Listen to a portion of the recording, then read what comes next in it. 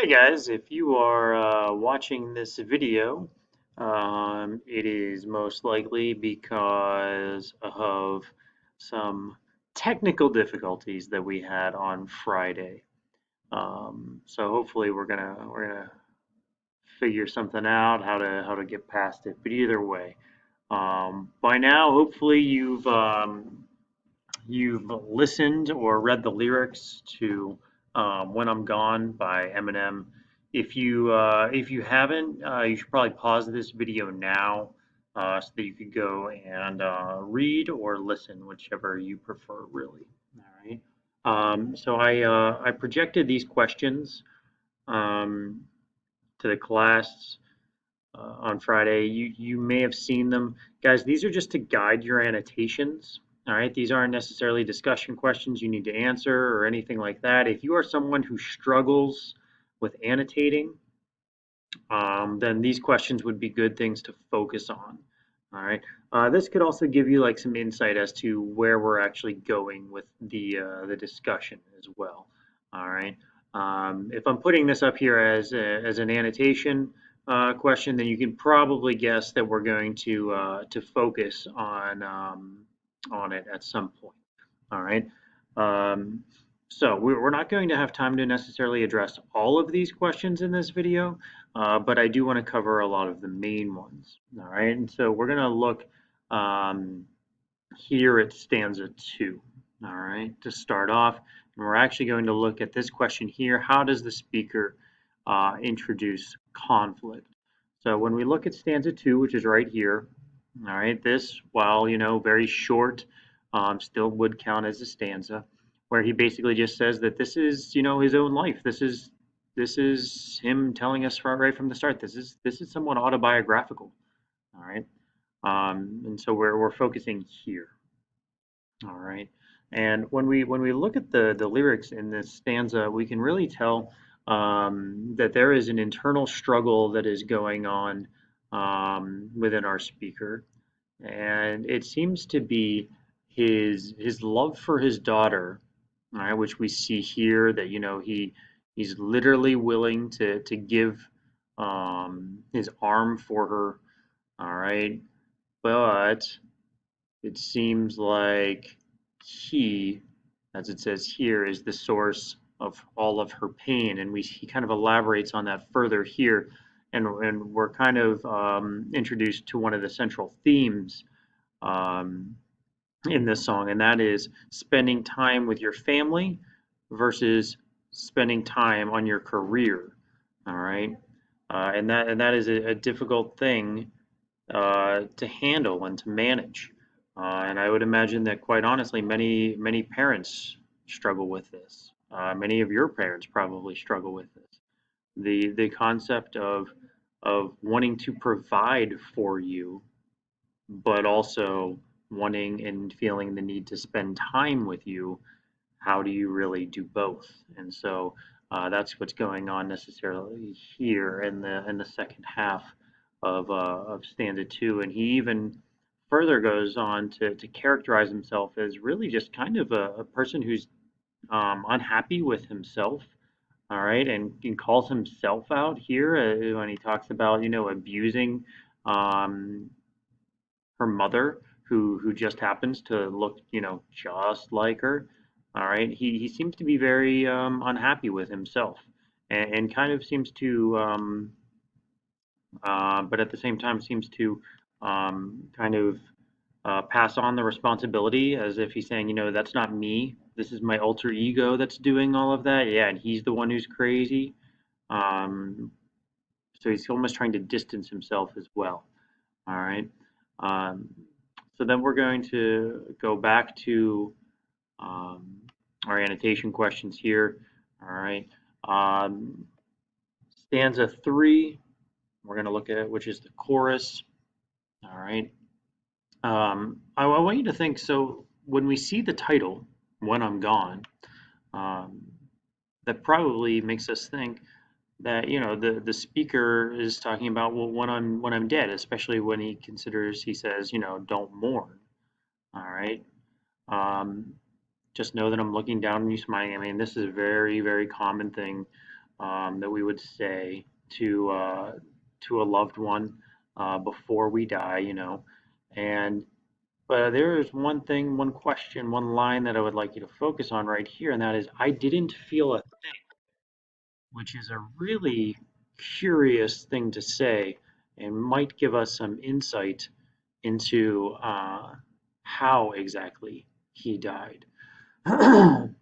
um, so, continuing on, uh,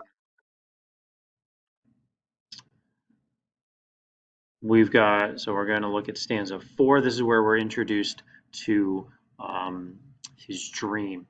All right, so we've got some questions that we would like to focus on. All right, it says, I look up, it's just me standing in the mirror. Okay, we're gonna actually um, focus on all these things. Okay, so we're introduced to this dream that he's having. All right, we've got this really heartbreaking image of his daughter trying to pile up boxes so that he can't leave. Um, and then all of a sudden, in this is happens in dreams, right? He looks up and it's all of a sudden it's just him.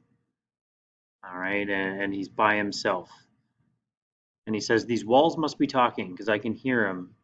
They're saying you got one more chance to do right, and it's tonight. So the walls, he seems to be surrounded, and they're maybe trying to plead with him to stay, right? To to take this one last opportunity to show his family just how much he loves them. And unfortunately, he goes off and walks out the bedroom door, possibly to. And now this is a question for interpretation. Um, does he leave his bedroom door to go find his family, or does he leave his bedroom to just go off um, and be with his fans and perform?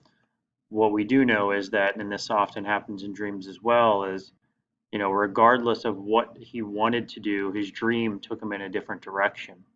All right. Now we can also take the word dream to think about, is like as in a life goal as well. It was always his dream to be a performer, and now he's experiencing this dream, as a dream itself.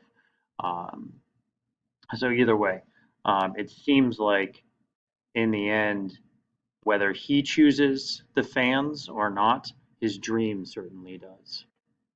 Okay. Then we're back at the chorus. Okay. And finally, our last major stanza, which is a long one. Okay. So we're going to focus on a couple of these. All right. Um, so our dream, it seems, continues here. All right. As he's performing, and all of a sudden his daughter is there. Um, Now, I want to make note of this, right?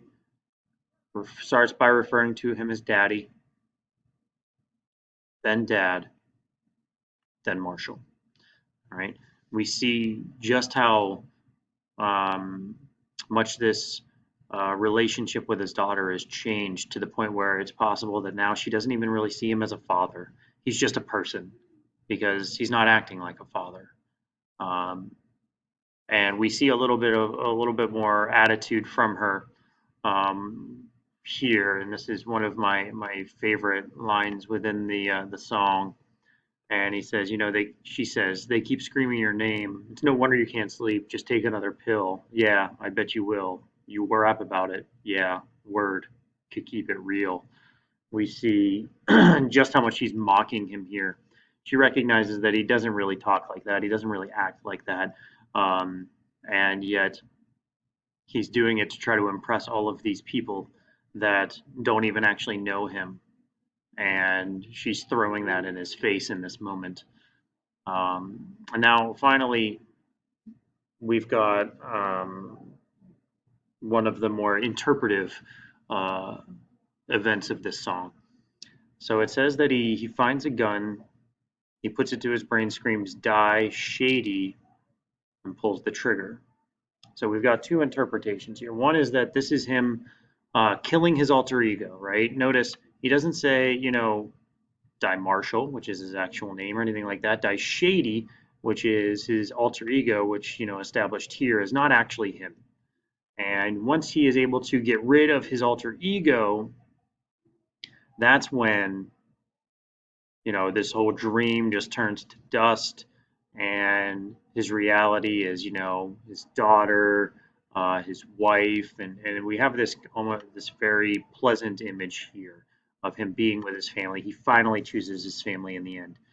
Another interpretation is that he is actually dead here. All right. Now this may seem like a bit of a stretch, but stay with me.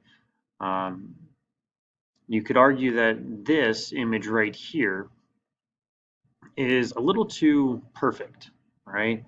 Um, his whole family's together, it almost seems like paradise or heaven, um, especially considering at the time that this was written, um, the relationship that he had with his wife, and his daughters were pretty lousy. This wouldn't have been a real possibility. Um, and so that may have been more of a dream or a wish in this moment. But also, let's just look at the name of the song and the chorus itself. It's called "When I'm Gone." You know, when I'm dead, please don't mourn or anything like that. And I want to go all the way back to this one curious line right here. I didn't feel a thing. Kind of implies that he's not only is he dead, but he knows the way that he died, and that it was painless, which would kind of add up to the way that he does die in the stream over here. So again, a couple different ways that you can interpret this. Anytime that we're looking at poems or songs or anything like that, we're looking at complexity, we're looking at analysis, we're looking at multiple interpretations. All right, and so just be aware of that.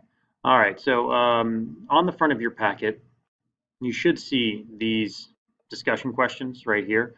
You need to answer one of the discussion questions for We Wear the Mask and two discussion questions for When I'm Gone. All right. So for the discussion questions for When I'm Gone, all right, we've got these ones here. Feel free to pause it if you need in this moment, um, to go through and discuss. All right. And here are the discussion questions for We Wear the Mask by Paul Laurence Dunbar. These are also posted, by the way, on Classroom, so you can also check that out there. All right, guys. If you have any questions, as always, please send me an email. Please let me know. Um, Let me help you. Hopefully, we don't have to do this again. Hopefully, we can get technology sorted out. All right. But again, if you do have any questions, please feel free to reach out, send me an email. Hope to see you at the next class. Enjoy the rest of your day.